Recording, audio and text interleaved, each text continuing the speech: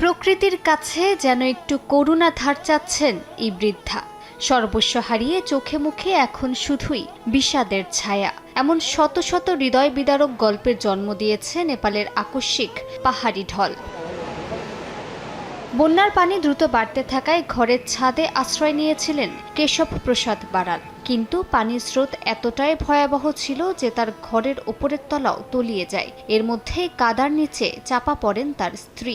ছাদে আটকে থাকা বারাল প্রায় 4 থেকে 5 ঘন্টা পর হেলিকপ্টারে উদ্ধার হন। বেঁচে ফিরলেও স্ত্রীকে হারানোর শোক কাটিয়ে ওঠার সুযোগ নেই তার। ভয়াবহ সেই মুহূর্তের কথা বলতে গিয়ে এখনো আতঙ্ক আর অসহায়ত্বের কথা উঠে আসে তার কণ্ঠে।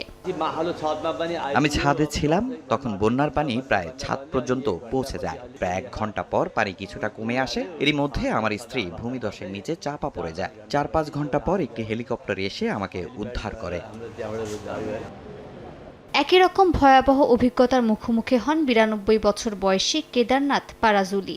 বন্যার পানি নেমে যাওয়ার পরও ঘরের মেঝে ভরেছিল কাদায়। ফলে নিজের থাকার জায়গায় ফিরে যাওয়ার কোনো উপায় ছিল না তার। শেষ পর্যন্ত উদ্ধার করে তাকে নিরাপদে সরিয়ে নেওয়া হয়।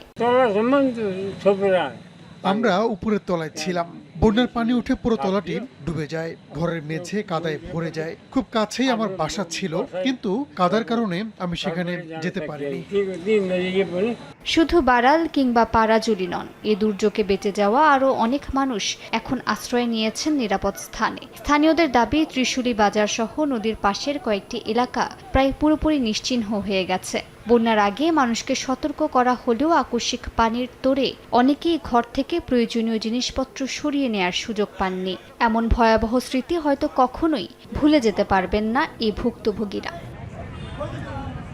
মালিহা সুহরওয়ার্দী, সময় সংবাদ।